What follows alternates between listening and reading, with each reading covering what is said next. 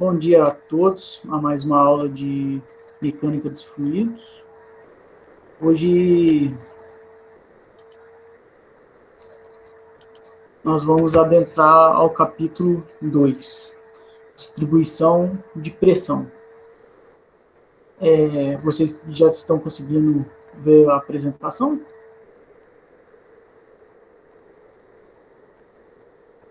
Hein, gente? Ainda não. Ainda não? Não. Ah, então é que eu acho que não inicializei. Não.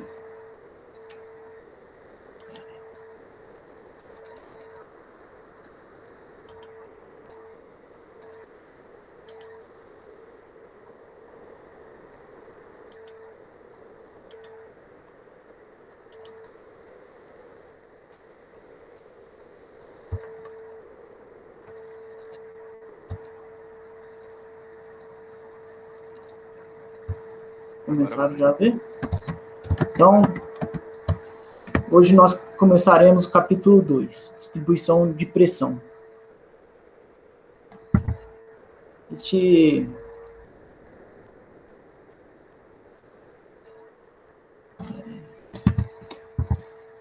capítulo tem como base estudar os princípios de conservação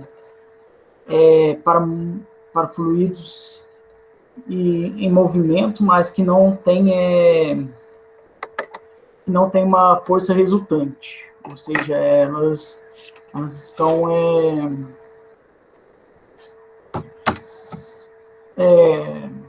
em movimento uniforme. E a gente vai estudar os conceitos.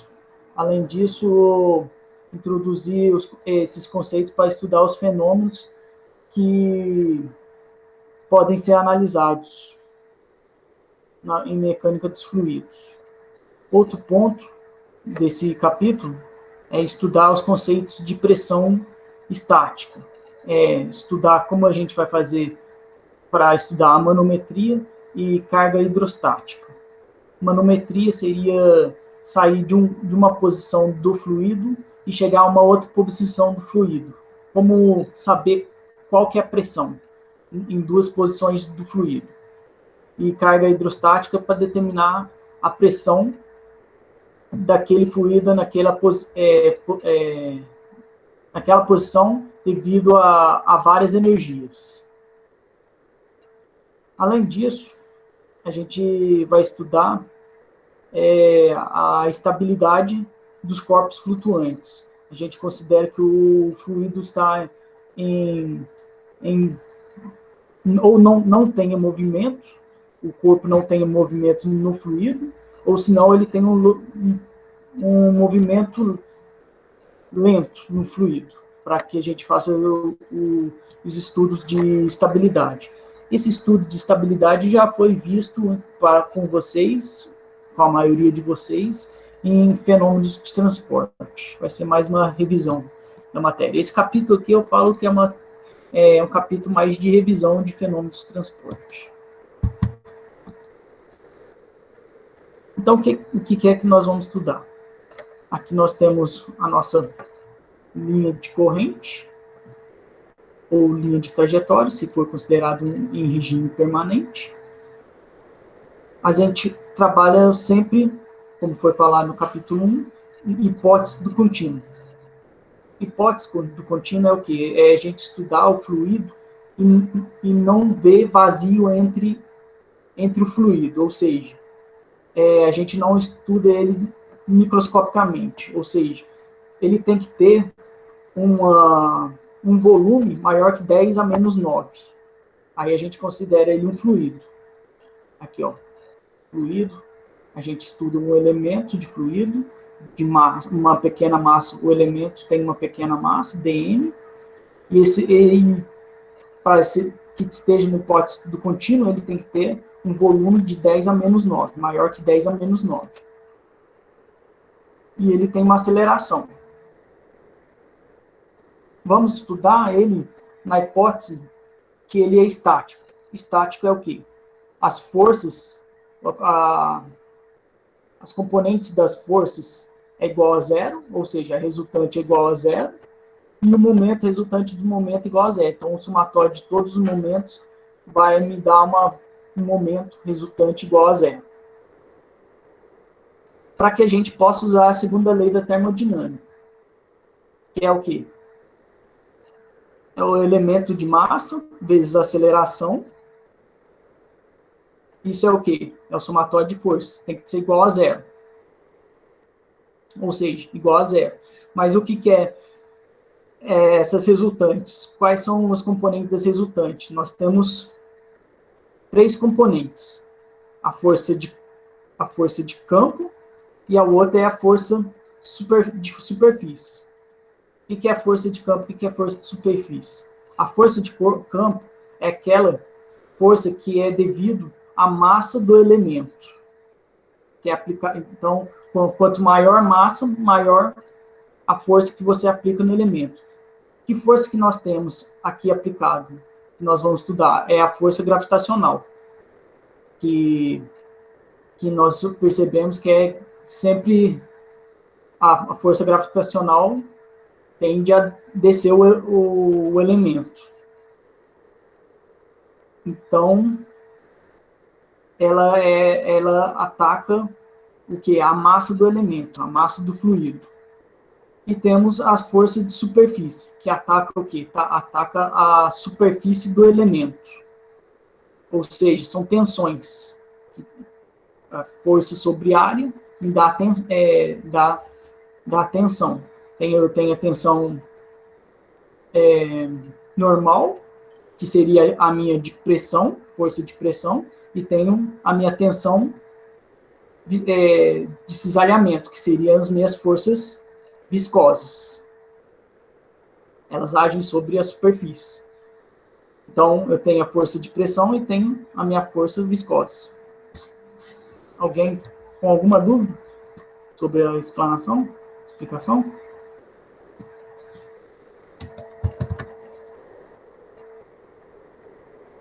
Tranquilo? Então, tá bom.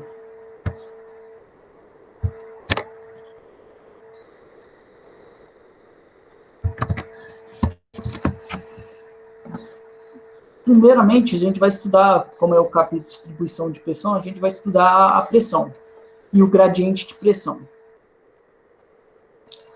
Nós vamos fazer, primeiro, estudar a pressão no eixo X.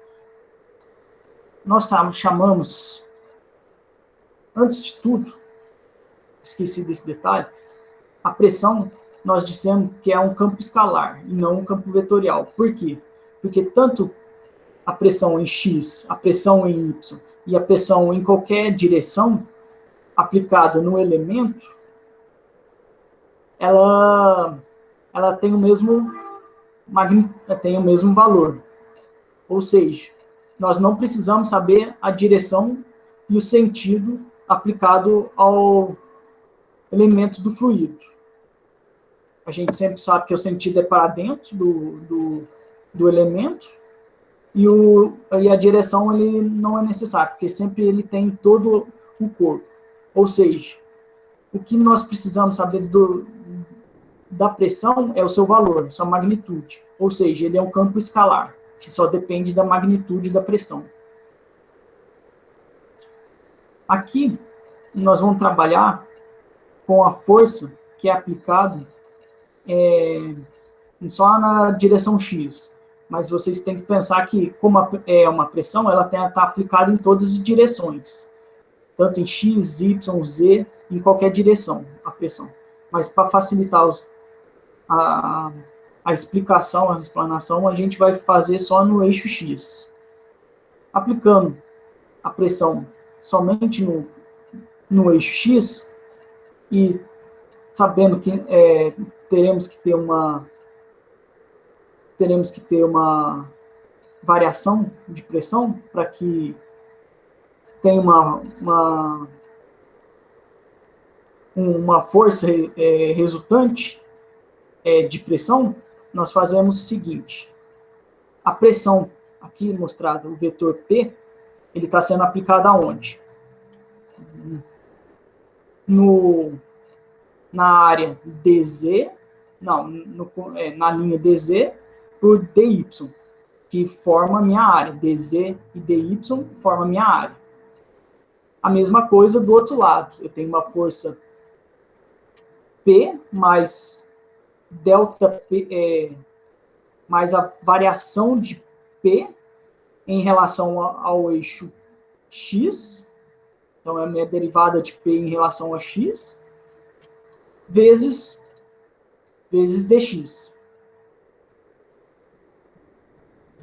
Ou seja, os dois estão sendo aplicados aonde? A pressão no eixo, na minha área, que é dz vezes dy.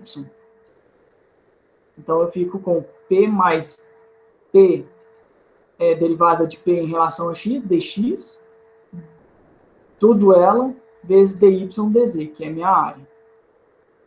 Como eu quero a variação, eu quero a força líquida no eixo X, eu faço P dy dz menos, que é essa parcela aqui, é igual menos a variação dessa parcela aqui, menos essa parcela aqui, menos essa força aqui. Então, é menos P mais derivada de P em relação a X, dx, vezes a área, dy dz. Resolvendo essa equação aqui, eu fico com menos a derivada de P em relação a X, dx, dy, dz. Isso eu posso fazer para os demais eixos. Eixo y, x, eixo y e eixo z. A força líquida no eixo y ficaria como dFy igual a menos derivada de P em relação a y, dy, dx, dz. E a força líquida em relação ao eixo z é dFz igual a menos derivada de P em relação a z, dz, dx, dy. Com isso, fazendo a força líquida total, são em todas as direções. Então, eu tenho a minha força elementar da pressão. Então, se eu colocar todas elas, englobar todas elas, elas vão ficar dessa forma, mostrado, em dx, dy, dz. Aqui, eu posso colocar a minha sinal negativo para fora, fico com essa parcela, vezes P. Sem querer, eu coloquei um P maiúsculo, aqui está P minúsculo. P de pressão é minúsculo. Então, essa parcela aqui, que é o I derivada sobre, em relação a X, que é mais J derivada em relação... Eu fiz errado, gente. Aqui é em relação a Y. Não gosto de coisa errada.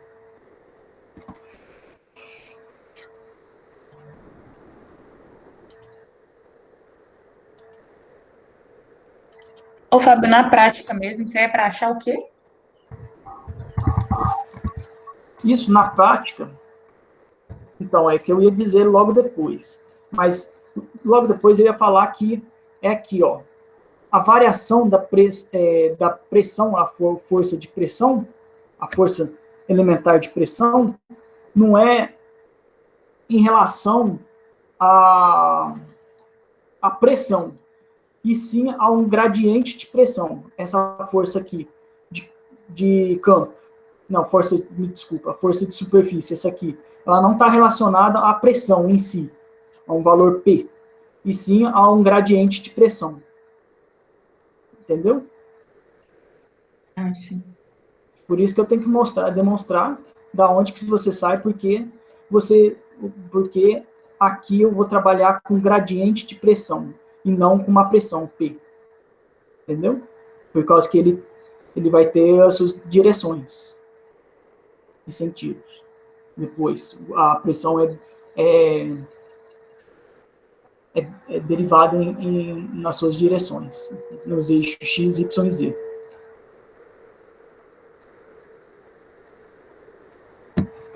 Para eu Shift F5, é isso mesmo. Então, isso aqui, derivado em relação a x, derivado em relação a y, derivado em relação a z, isso aqui é chamado de gradiente. Então, é menos gradiente de P, que eu coloquei aqui abaixo. E o gradiente, ele sempre aponta para os maiores valores. Como aqui mostrado. Aqui, ó, eu tenho temperatura. O gradiente de temperatura, esse aqui é a minha seta do gradiente de temperatura. Ele mostra sempre do T1, T2, T4 é a maior temperatura. Então, ele sempre aponta do T1, que é a menor, e vai em direção à maior temperatura. Isso que quer dizer o meu gradiente de temperatura. Poderia ser o meu gradiente de pressão. Meu gradiente de pressão, vocês podem observar aqui, que P1 é o maior aqui. E o gradiente e o P3 é embaixo. Aqui, por que está mostrando que o gradiente vai sempre do menor?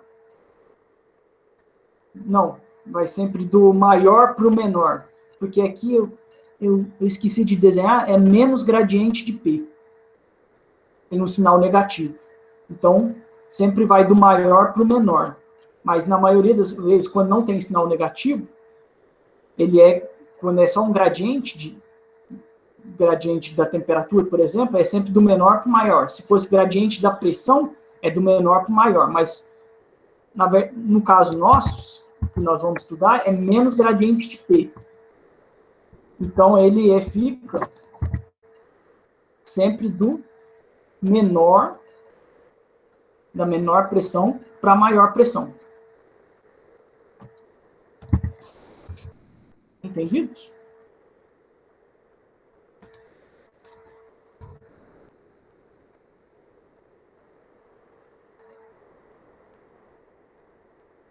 Hein, gente? Então tá.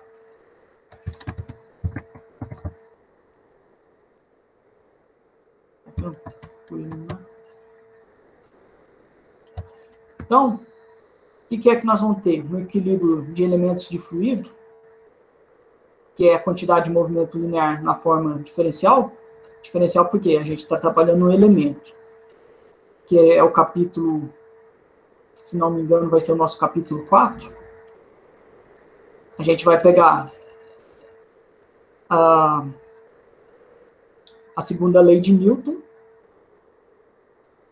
A segunda lei de Newton, que é essa aqui nossa. E vamos substituir aqui, em vez de ser dF da pressão, a nossa pressão sendo a força de pressão sendo aplicada na superfície, a gente sabe que ela vale quantos? É menos gradiente P. A gente substitui aqui menos gradiente de P. E sabemos que a força de campo, que é devido à gravidade, é o elemento de massa, é a massa vezes a gravidade. Então, fica dm vezes vetor g, que é sempre apontado para baixo. Fazendo, então, a aplicação na manometria, a gente observa que, quando a gente está em um elemento, a maior pressão sempre fica embaixo, e a maior pressão é em cima. E para que a gente tenha a diferença, saber a diferença entre elas, no caso, se fosse P baixo menos P cima, seria o quê? A diferença entre as duas pressões. Seria o quê? Igual a ρ, G, H. H é a altura entre a pressão, onde está a pressão de baixo, menos a diferença entre a pressão de baixo com a pressão de cima. Então, esse aqui equação que eu tenho para achar a diferença, né, entre as duas pressões. Ou seja, no princípio de Pascal, ele quer dizer que quando a gente estamos trabalhando em um mesmo fluido e estamos na mesma elevação, ou seja, estamos na mesma elevação e no mesmo fluido, o H eu não tenho. Se o H eu não tenho, quer dizer que pressão de baixo é igual à pressão de cima. Então, estão na mesma pressão. Eu posso estar em posições diferentes, mas se eu estiver na mesma altura, eu tenho a mesma pressão. Isso que o princípio de Pascal quer dizer. Eu posso estar em posições diferentes, mas se eu estou na mesma altura, no mesmo fluido, eu tenho a mesma pressão.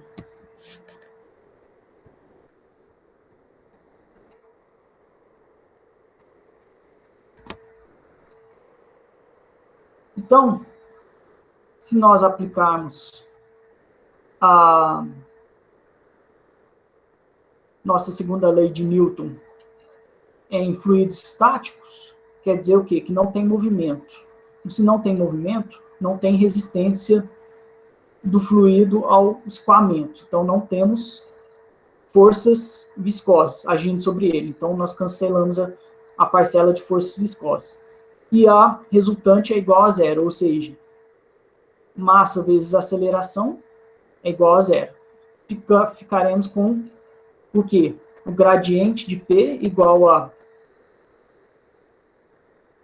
pressão vezes a gravidade.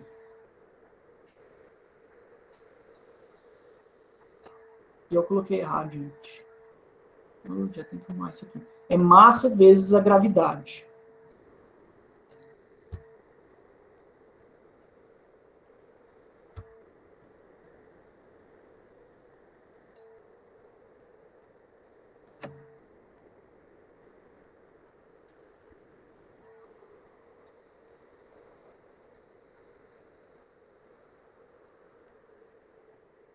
Não, essa fórmula está certa, sim. Eu posso usar massa específica, sim. Aqui.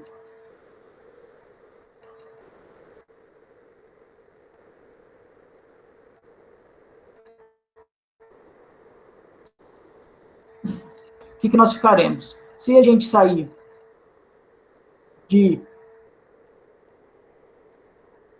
P, se fizermos P3 menos P2, é dividido por, é igual ao quê?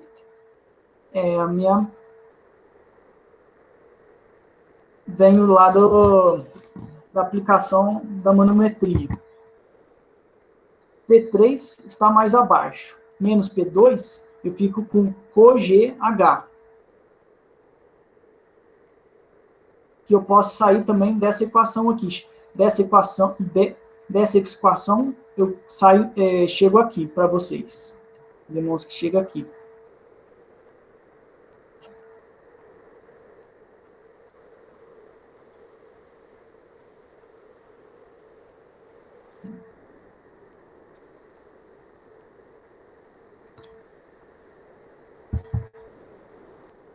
Um exemplo da onde que a gente pode usar a pressão, a aplicação da manometria.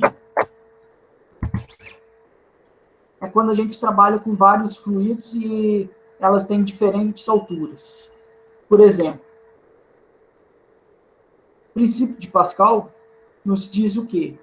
Que numa mesma linha de um mesmo fluido, eu tenho a mesma pressão. Ou seja, se nós trabalharmos aqui, ó, bem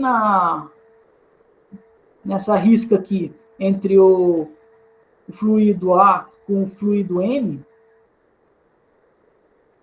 do outro lado aqui, bem nessa posição aqui, eu tenho a mesma pressão, dentro do mesmo fluido. Não foi isso que eu falei para vocês? Que do princípio de Pascal?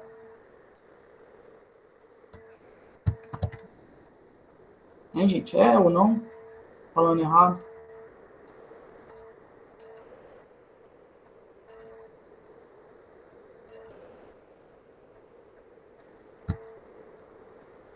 Então, se é a mesma posição, eu posso falar que pressão aqui é igual... Eu devia ter feito escrito aqui, mas o que ficaria? Ficaria da seguinte forma.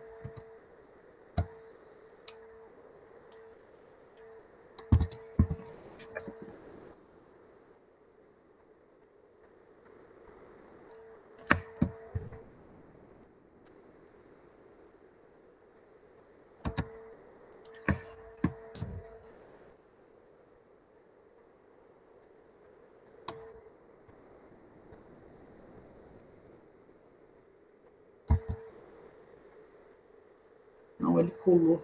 Meu Deus.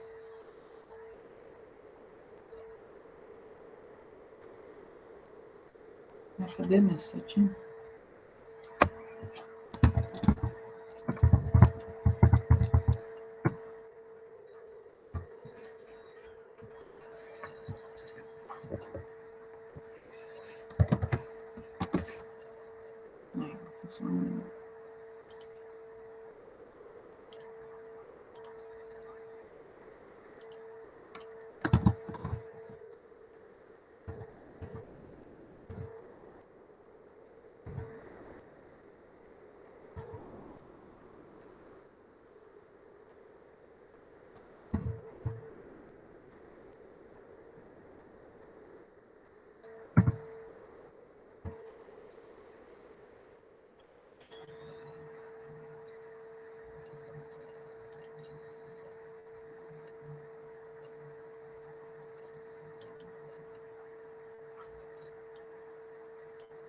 Se esse ponto aqui é meu P1,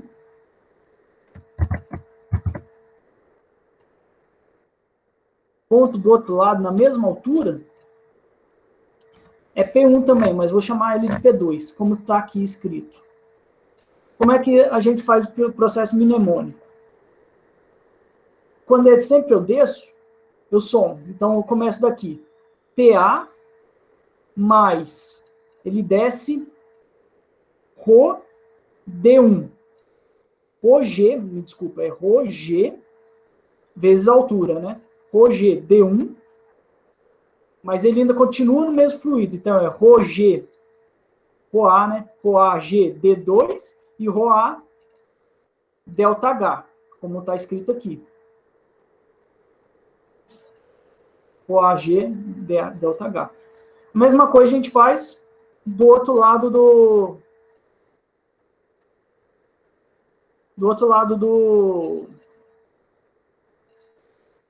da tubulação. O que nós temos? PB, ele se encontra aqui. Então, é PB mais descendo, eu somo. Então, é mais Rho B, G, D2, mais... Agora, eu já mudo de fluido. Então, fico mais Rho M, G, delta H. Como vocês podem observar aqui na minha equação. Mas também existe uma outra forma de fazer para você chegar nessa equação aqui, ou você isolar um dos lados. Por exemplo, eu quero saber o meu valor de PA. Como é que eu faço? Eu posso fazer dessa forma, aí eu isolo o PA depois. Processo matemático. Eu pego esse termo aqui e coloco do outro lado da igualdade. Ou senão eu começo assim, eu quero saber PA. Então, eu começo do outro lado da tubulação. PB, como eu desço, eu somo. Mais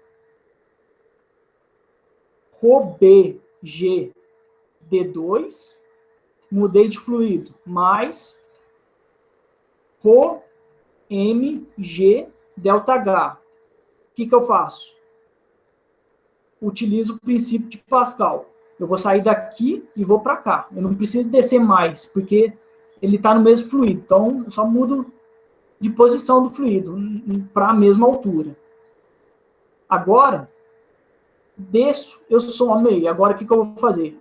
Quando eu vou subir, eu tenho que subtrair. Então, eu fico com menos ρA G delta H menos ρA G D2 menos ρA G D1.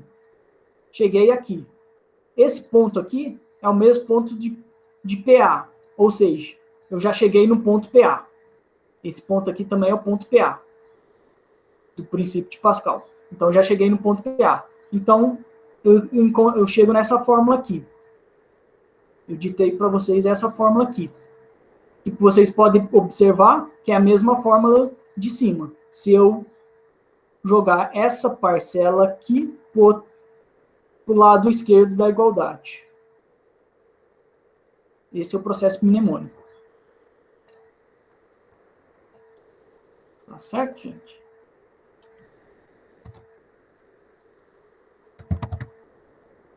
Tudo bem? Certo, né?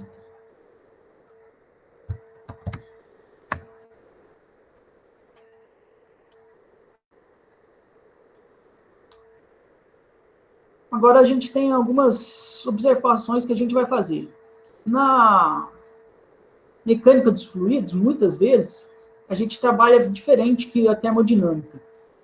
Por causa que a termodinâmica também trabalha, por causa que tudo está dentro de fenômenos de transporte, você está estudando o comportamento da natureza. Então, você tem que, na hora de observar a equação, quando está trabalhando com a pressão, tem que saber com que pressão ele está trabalhando, com a pressão absoluta ou pressão relativa, ou se não, também conhecido como manométrica, pressão manométrica. Por quê? Porque são duas coisas totalmente diferentes, pressão manométrica do que a pressão absoluta.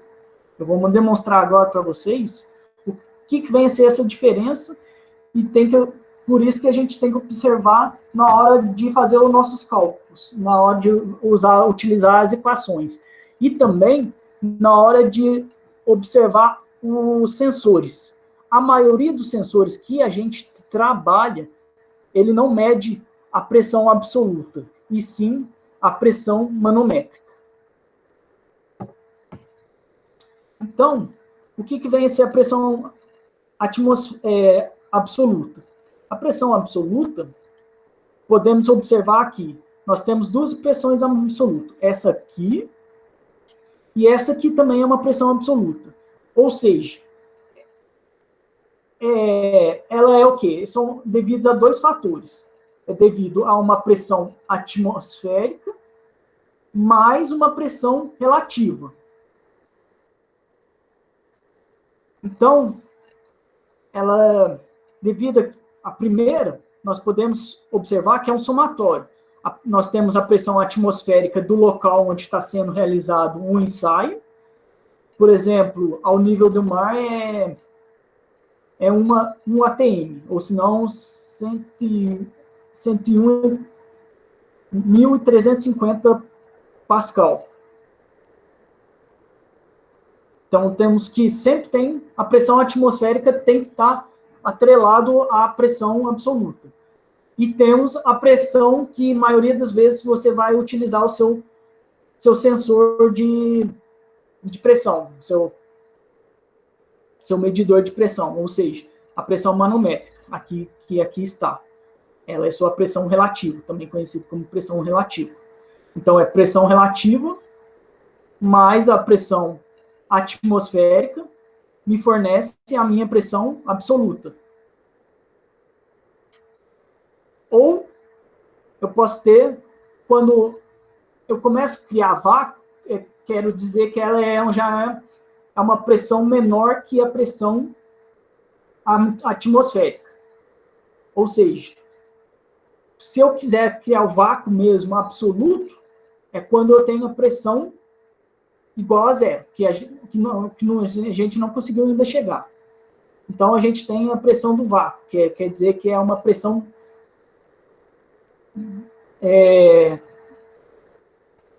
muitas vezes nos aparelhos ele é dado negativo, porque é o quê?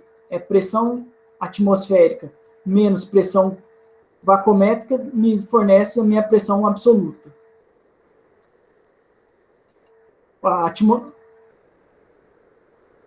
Minha pressão atmosférica. Desculpa, falei errado. Minha pressão atmosférica. Não. Falei. A minha pressão atmosférica menos a minha pressão vacuométrica me dá a minha pressão absoluta.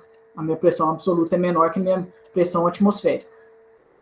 Então, muitas vezes o equipamento ele me fornece um sinal negativo. Esse sinal negativo me representa que eu tenho que subtrair da pressão atmosférica para achar a minha pressão absoluta.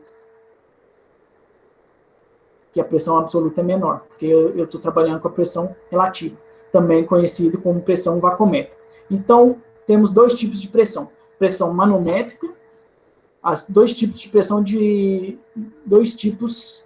de pressões relativas. A pressão manométrica e a vacuométrica. Quando é utilizado uma, quando é utilizada a outra.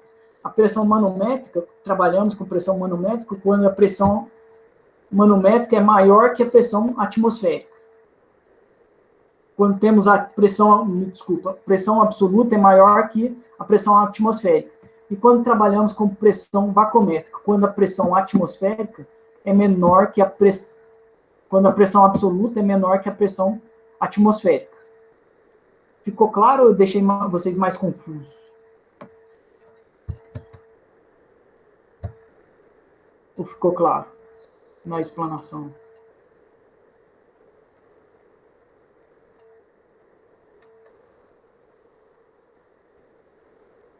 Oi, Marcos. Sim, posso sim.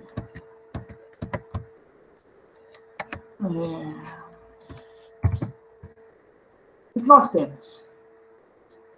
Trabalhamos sempre com observação. A gente sempre trabalha com vários tipos de pressões. Nas equações, tem que observar com que tipo de equação que a gente... E com que tipo de pressão a gente está trabalhando. Se a pressão é absoluta, ou se não, a gente está trabalhando com pressão relativa. Na mecânica dos fluidos, a maioria das vezes a gente trabalha com pressão relativa. Mas, por a gente estar trabalhando com fenômenos mecânica dos fluidos, faz parte de fenômenos de transporte, e fenômenos de transporte trabalha com 3 disciplinas ao mesmo tempo, que são mecânica dos fluidos, termodinâmica e transferência de calor. Então, algumas vezes, pode ser que você pega uma equação que venha lá da termodinâmica e trabalha com pressão atmosférica, pressão absoluta, e não pressão relativa. Então, você tem que sempre tomar esse cuidado. O que vem ser a pressão relativa? A pressão relativa é a adição de pressão que você fornece à pressão atmosférica para encontrar a pressão absoluta. A pressão absoluta, então, ela pode ser encontrada de duas formas. Ela pode ser maior que a pressão atmosférica ou menor que a pressão atmosférica. Quando ela é maior que a pressão absoluta é maior que a pressão atmosférica, a gente soma a pressão relativa à pressão atmosférica. A pressão absoluta, quando a gente encontra a pressão absoluta maior que a pressão atmosférica, somamos a pressão relativa à pressão atmosférica. Esse valor, então, é um valor positivo e é chamado de pressão manométrica. Quando o sensor nos fornece uma pressão negativa, quer dizer que é o quê? Eu vou subtrair a pressão atmosférica. Ou seja, se eu subtrair da pressão atmosférica, a minha pressão absoluta vai ser menor que a minha pressão atmosférica. Ele, então, está criando, já tem um vácuo. Então, a minha pressão relativa, ela é conhecida também como pressão vacuométrica.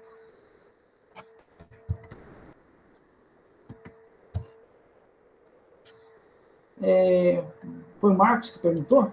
Ficou claro? Para os demais ficou claro também? De nada.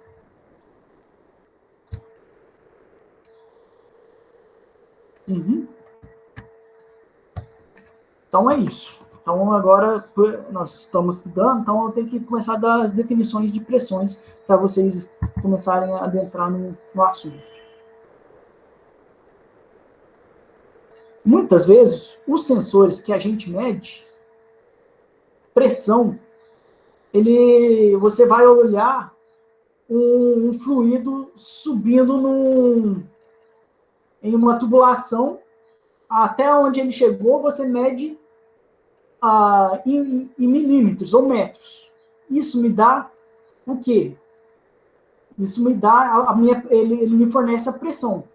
Se eu conheço, porque é o quê? Porque se eu conheço aquela fórmula. P, a pressão, é igual a ρGH. Então, se ele me fornece no sensor lá o H, eu conheço a gravidade, a aceleração da gravidade, eu conheço o ρ, eu conheço a minha pressão. Então, muitas vezes, a gente trabalha com esse H. Esse H é conhecido como uma carga de pressão. Essa carga de pressão, como foi demonstrado aqui, é P0 igual a P1 mais ρGZ1, que é igual a P2 mais ρGZ2. Que pode ficar igual a minha carga em 1, a carga de pressão em 1 é igual, se eu passar o ρG, ρG é conhecido como massa específica vezes a aceleração da gravidade, é igual ao peso específico. O outro parâmetro que eu conheço como peso específico, que é gama, representado por gama. Isso aqui é ρg. Gama é meu ρg. Então, P1 sobre gama mais Z1. Essa unidade, qual que é essa unidade? Se eu for fazer, essa minha unidade é comprimento. Comprimento elevado a 1. Ou seja, vai me dar, no sistema internacional, metro. Minha carga de pressão, então, é fornecida em metro. Mesma coisa para achar a carga meu H2. Meu H2 é o quê? P2 sobre gama mais Z2. P1 sobre gama, ou P2 sobre gama, é meu termo de pressão, minha carga devido à minha pressão. E a minha carga de pressão devido à altura, Z1, ele é a minha energia de potencial. Tanto Z1 então, quanto Z2 é devido à minha energia potencial. As minhas cargas, então, H1 e H2, eu tenho o termo devido à pressão e devido à energia potencial. Ficou claro a carga de pressão para vocês?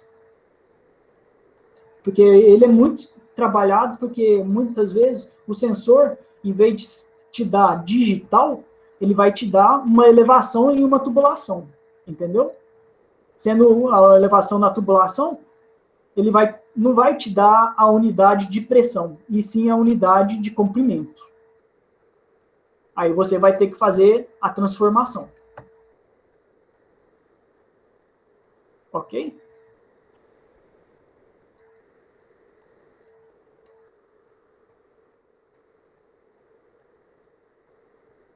Nossa senhora, essa turma é boa demais. Né? Melhor que dar aula ao vivo mesmo, que vocês ficam falando demais. Os alunos falam demais um com o outro. Agora não, todo mundo quieto. Você não vê falar.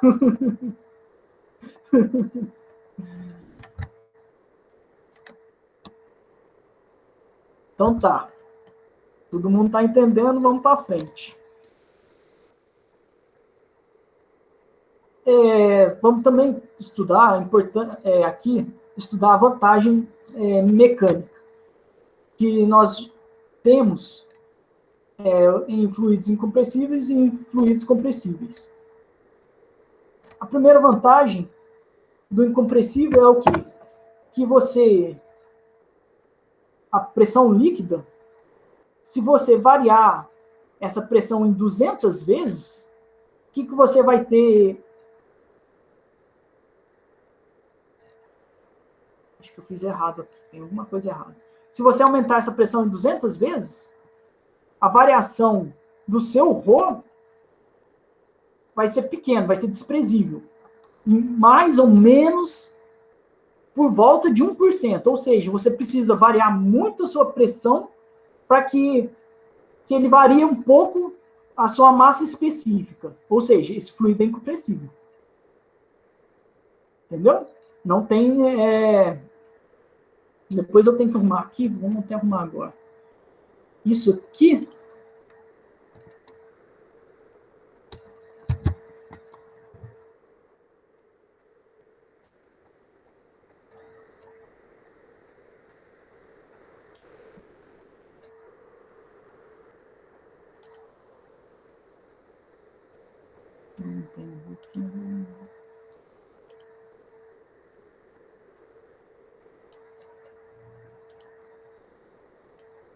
Aí, ó.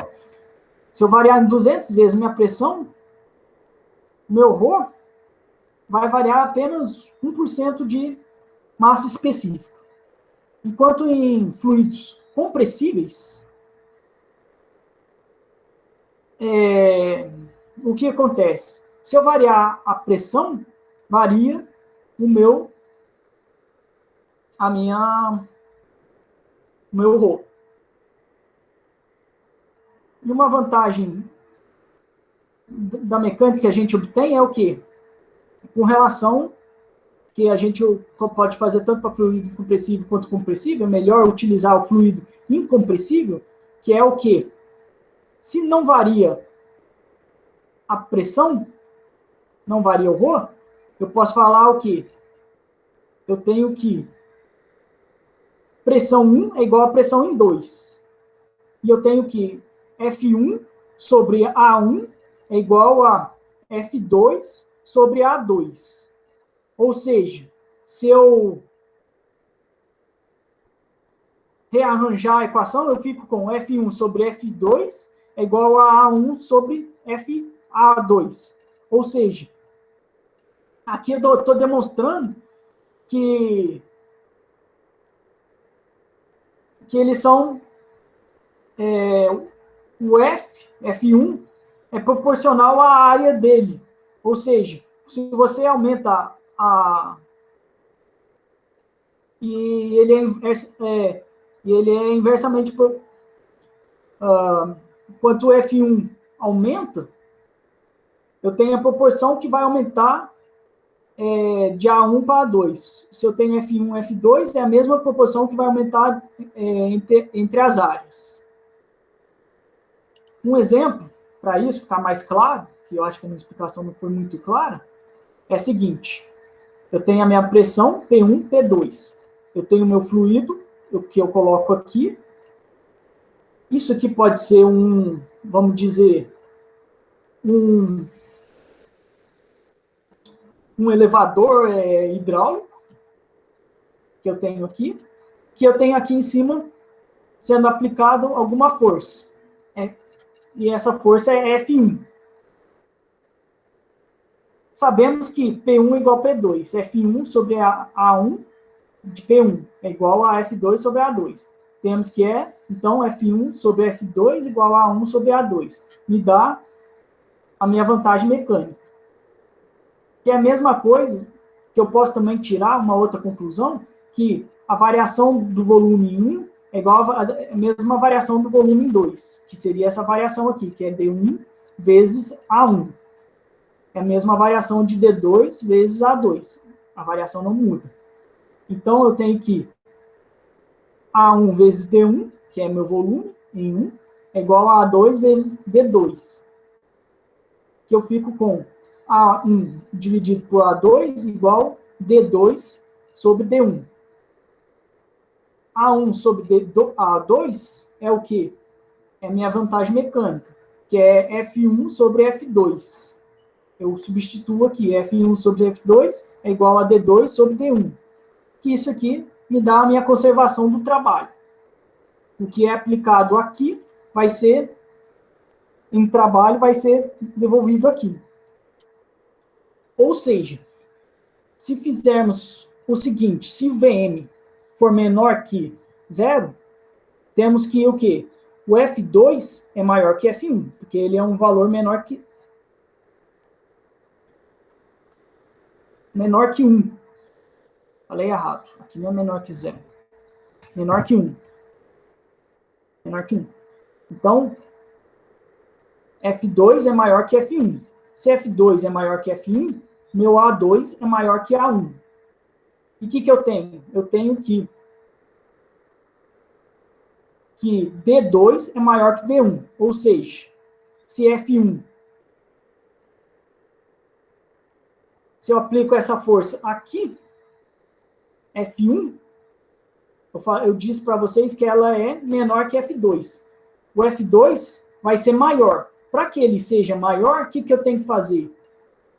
A área tem que ser maior e só que eu vou ganhar pequeno deslocamento só. Para que eu ganhe mais deslocamento, D1 tem que ser maior ainda. D1 sendo maior ainda, aí eu vou ter um D2 que vai aumentar, porque a variação de volume tem que ser o mesmo. Então, essa força, o que eu quero dizer com isso? Se eu colocar um carro aqui, eu tenho que aplicar uma força grande. Mas eu não preciso, se eu for com a minha mão levantar o carro, a força é muito grande mesmo. Mas, utilizando elevadores hidráulicos, fazendo dessa forma, o que eu vou fazer? Eu vou colocar um fluido hidráulico e aplicar uma pequena força em uma pequena área. Mas eu vou ter que deslocar bastante para que desloque um pouco o carro. Preciso aplicar uma força pequena, que é o meu F1, que está representado aqui, para que seja maior que a força do carro. Para aumentar, para que seja aplicada uma força F2, que seja maior que o do carro, para que eleve o elevador.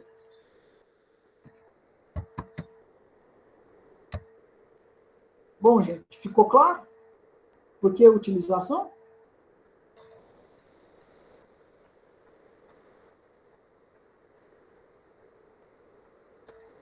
Ganho mecânico? Não. Não, seria... eu nunca vi falar essa palavra, ganho mecânico. Seria porque você está transformando, está brincando com os elementos que você tem para ter um ganho de força lá na frente. Você vai aplicar uma força menor, mas devido ao equipamento que você tem ali, você aplica uma força menor, devido ao equipamento que você tem ali, que eu mostrei para vocês, você vai ter que ter uma área menor, mas você vai ter que deslocar bastante, para que você resulte lá na frente o quê? Tem uma área grande e vai deslocar menos para ter uma força maior. Seria um ganho mecânico, sim, mas você ganharia em força.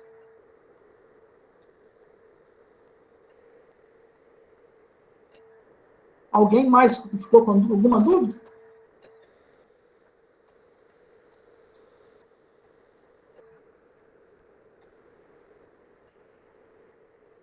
Tudo bem?